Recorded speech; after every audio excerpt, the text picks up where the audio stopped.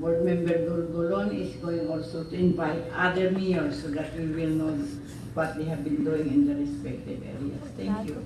We would like to hear from Member Galanita. Thank you, Mr. Chair. I'd like to reiterate on congratulating the Honorable Mayor for personally presenting the Tubod Comprehensive Land Use Plan. I have only one regret, Mr. Chair. Much is my desire to return to my roots, but I am sad that I have no more space in Tubod because the expansion area left is only 1,000 square meters. That's square hectares, board. How is Square correct? hectares. So very small.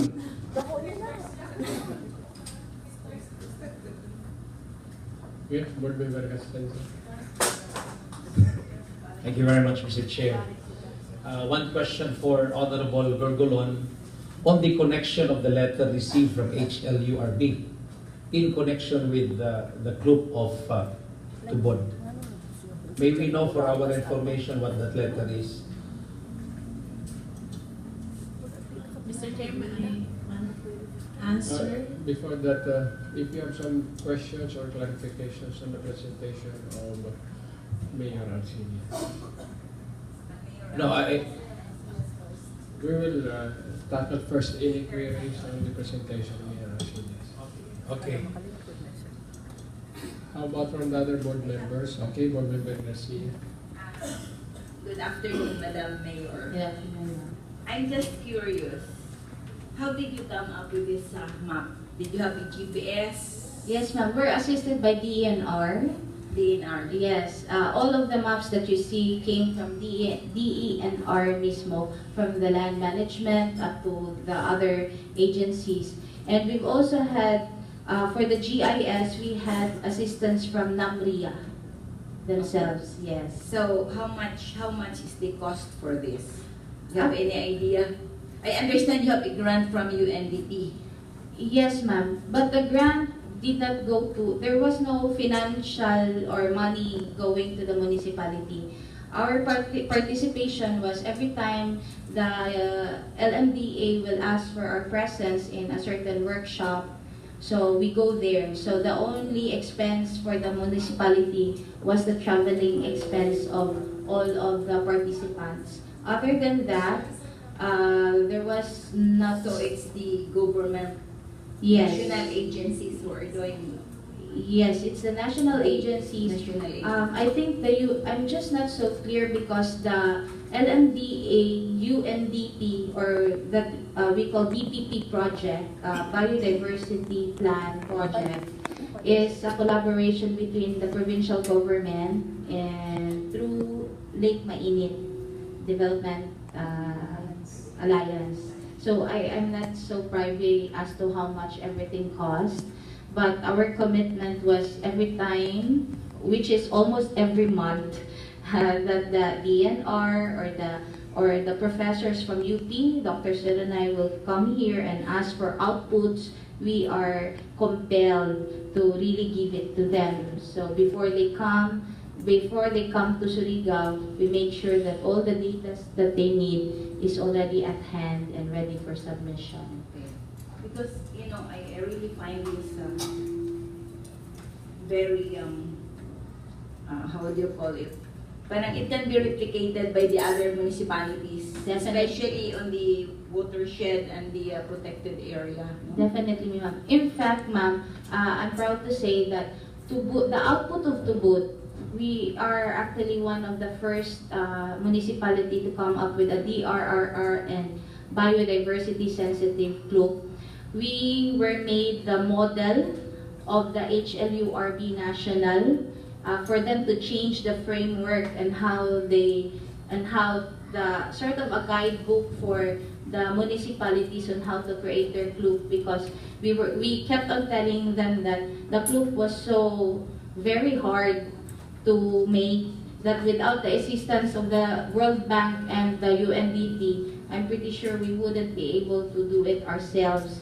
So during the UNDP, they decided to help HLURB come up with a simpler framework to help other municipalities, which is already biodiversity sensitive and DRRM sensitive. So congratulations. Thank you, ma'am.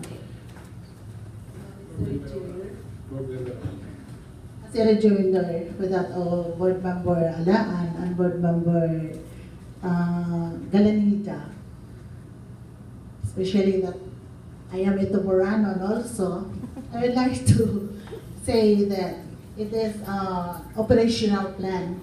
It is an operational Clup plan because critical issues has been given emphasis, especially the protection and management of the environment.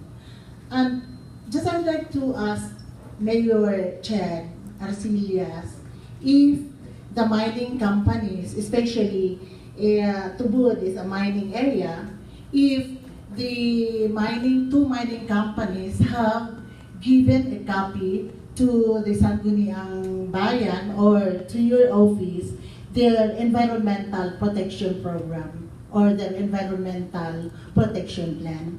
Because it is clearly stipulated in the Mining Act of 1995 that the mining company should provide the LGUs the environmental protection program. For GRC, the EPEP was done years ago before the creation of the Clup. And for the Silangan mining, I think I was not able to sign for the EPEP or EPEP environmental plan because the first time that they presented it to the MRFC, it was not clear because everything was just letters and there was no proper presentation actually. So I complained during the meeting that I couldn't understand it and make it use layman's terms in presenting the environmental protection plan. So I think what happened was that the MRFC approved the EPEP environmental plan without me at that time. So, but I have already asked for their environmental plan. And Tubod has already given Silangan Mining especially a copy of our comprehensive land use plan. And they also send representatives during our sectoral meetings, especially if it concerns the mining industry. So they sent their representatives during meetings. Yes, there is really need. Yeah, there is. Even our forest land use plan, we also invite them for them to be aware of our plans also. Okay.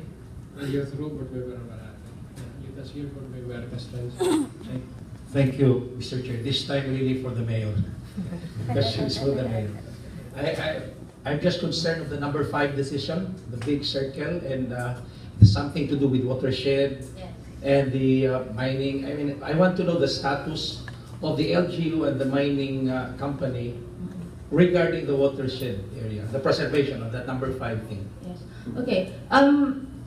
You can go back to the picture. That was actually the number 5, the Lake Mahok Dam. The Lake Mahok Dam is the one that was covered by the tenement, and it is also the proposed watershed.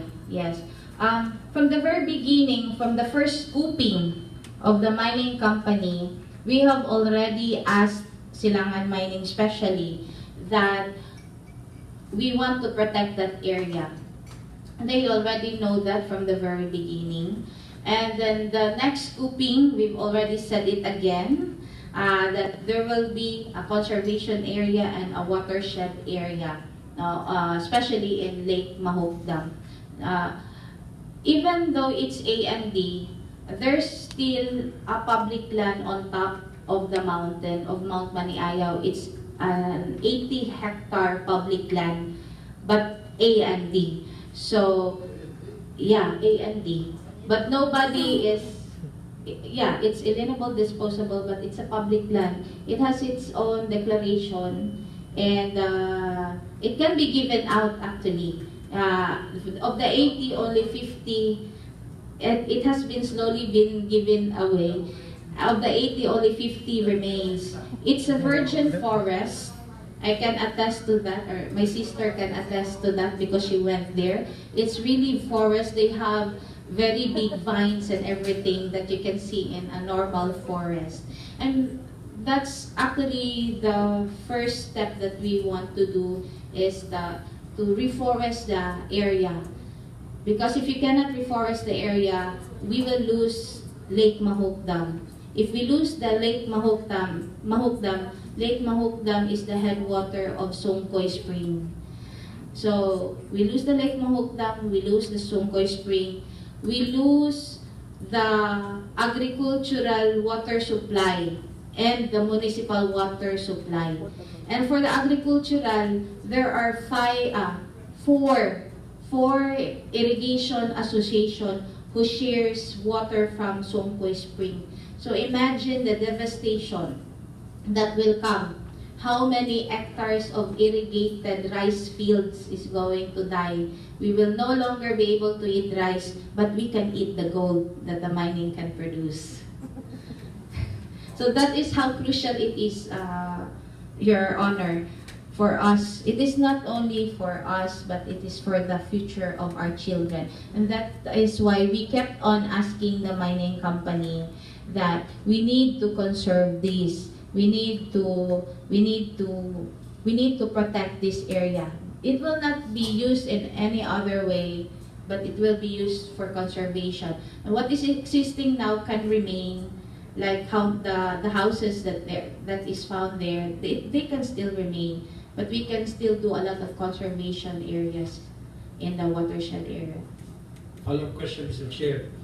From the explanation of the mayor, may I know what's the reaction of the mining company?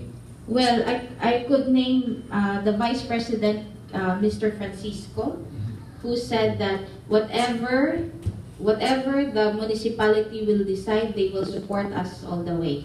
Thank you very much, Mr. Chair. That's all. Based on that presentation, I just want to have a follow-up question. Yes. Because there is seeming overlapping on Yes. particular number 5. But how do you resolve? How are you going to resolve? Because there is the element of the mining and of course your proposed watershed. But for example, if the mining company will insist on the implementation of their programs within their tenement, how are you going to? The Executive Order 79 of Pinoy states that above all, local conservation areas will be given more priorities than mining or extraction activities in general. So we are hoping that if once we would be able to pass the Clup on the provincial level, it would be adopted at the local level. We have been asking Congressman Romarate to also support us in creating a bill for the watershed area. However, since it's election time is coming, so we do not really know if it would still be possible. But we have already delineated the area with the assistance of DENR themselves. We have identified the areas. What is lacking is just the truth grounding, as they say, because they need to put structures in order to, yes, so that's it.